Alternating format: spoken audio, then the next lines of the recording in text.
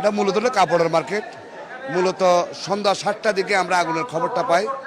এখানে আমাদের ব্যবসায়ীদের নিচে তো দোকান, দোতলায় গুদাম, কাপড়ের দোকান, গুদাম থেকে আগুনের সূত্রপাতটা হয়েছে বলে আমরা ধারণা করছি। আনুমানিক 20টার উপরে দোকানে আগুন লেগেছে। গুদামে আগুন লাগার সংবাদ আমরা পেয়েছি। কী পরিমাণ ক্ষয়ক্ষতি হয়েছে এখন আমরা আসলে বুঝতে পারতেছি না, তবে যথেষ্ট পরিমাণ ক্ষয়ক্ষতি হবে।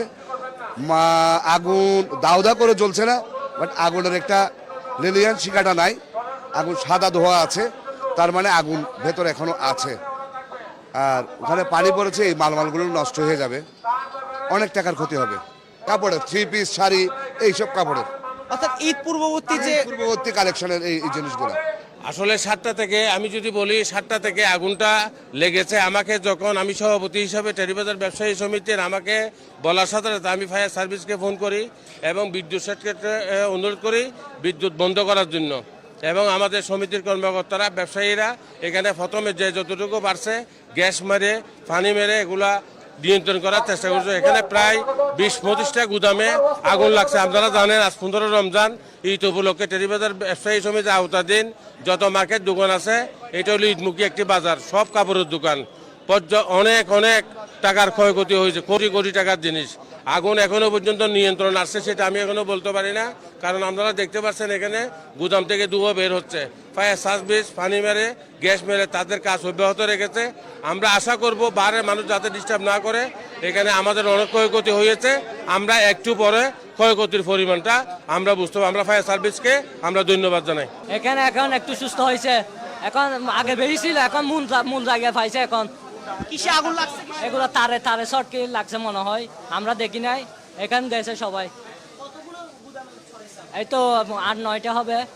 এখন আগুন ধরছে, মানুষের বিপদ, এবং রমজান মাস আমরা খুব কষ্টে আছি।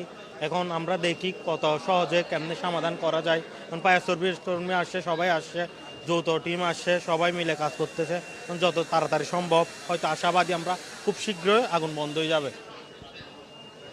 কথা বলছিলেন যেমনটি, আসলে ভিতরে আসলে কিসের গুদাম এগুলো? আপনি সব হচ্ছে আপনার কাপড়ের দোকান, সব 3 পিস স্থান কাপড়, সব শত দোকান এখানে আপনার।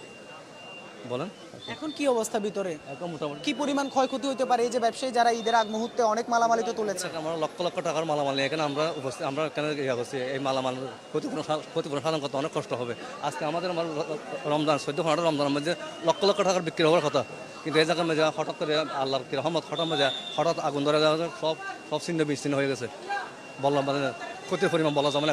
এখন মোটামুটি আগুন মোটামুটি প্রায় নিয়ন্ত্রণের মধ্যে আছে, কিন্তু ফায়ার সার্ভিসে কাজ করতেছে, সেনাবাহিনী, পুলিশ বাহিনী, সবাই আমাদের টেরিবাজার ব্যবসা সমিতির লোকজন কাজ করতেছে, সবাই মোটামুটি গিয়ে মধ্যে আছে আর কি।